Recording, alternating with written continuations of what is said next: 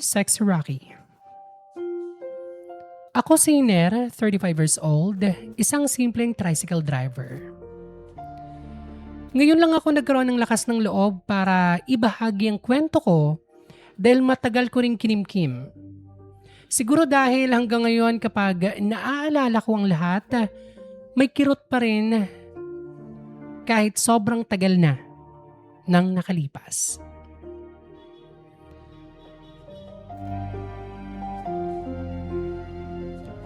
Way back year 2000, nagkaroon ako ng girlfriend na sobrang mahal ko.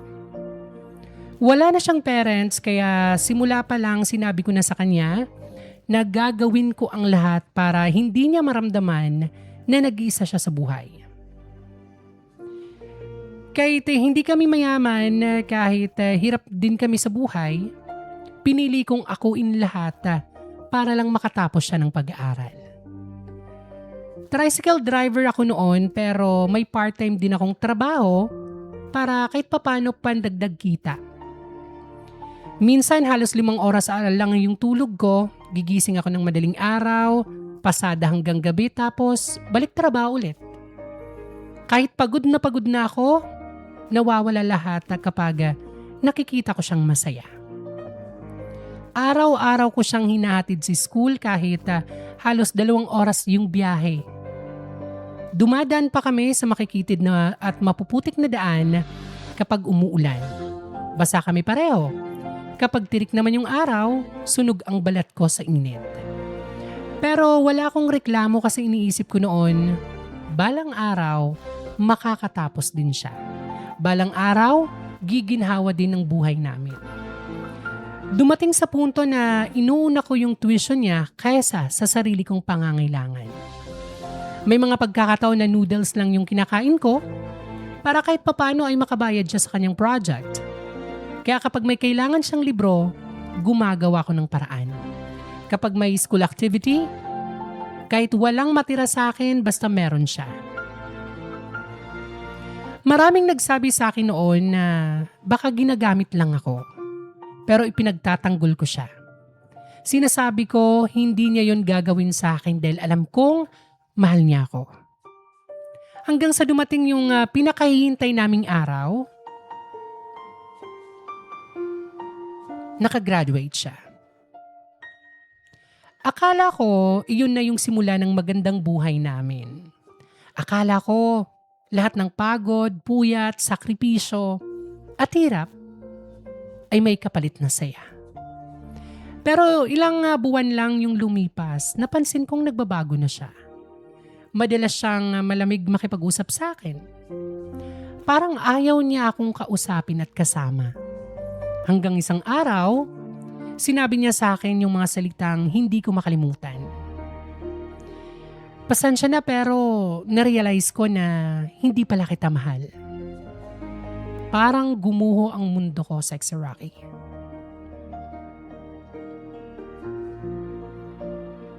Hindi ko alam kung paano ako nakauwi. Hindi ko alam kung paano ko natanggap na pagkatapos ng lahat ng ginawa ko, iiwan lang pala ako. Mas masakit pa sa pakiramdam na hindi lang puso ko yung nabasag, pati yung pagkatao ko. Ilang taon akong nawala ng gana magmahal ulit.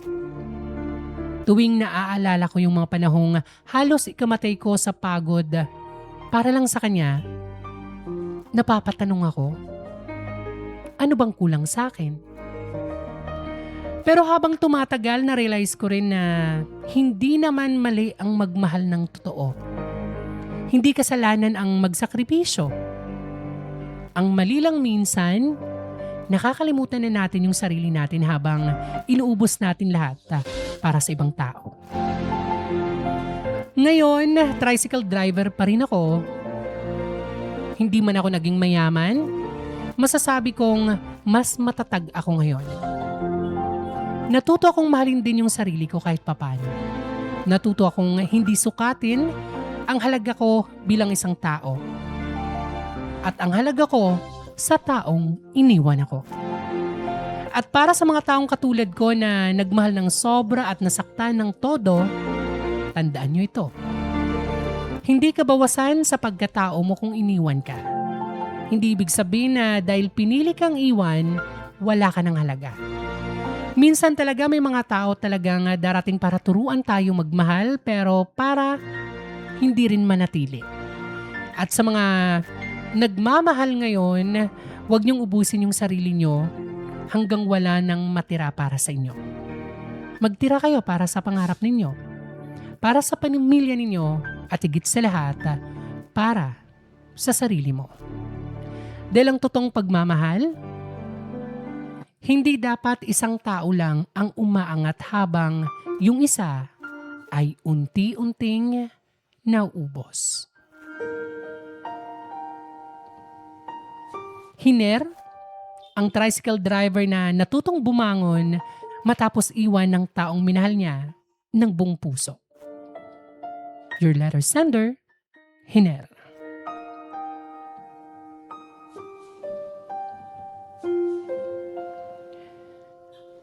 Oh my gosh, ang ganda ng kwento no? So, sabi ni Hiner na magtira tayo ng pagmamahal para sa sarili natin. Kaya that's why lagi nating napapakinggan at lagi nating naririnig, I mean, sa mga tao, sa mga kaibigan natin, sa kahit hindi natin kilala, na sinasabi nila lagi, magtira ka ng pagmamahal mo para sa sarili mo. Totoo, no? Kasi kapag maliban sa ginagawa mong mundo yung taong yon dahil sa pagmamahal mo, to the point na sino ka na?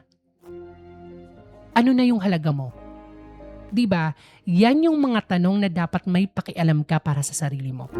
Ang pagbibigay ng importansya sa relasyon ay okay lang. Pero yung nawawalan ka ng importansya sa sarili mong buhay, yun ay hindi okay.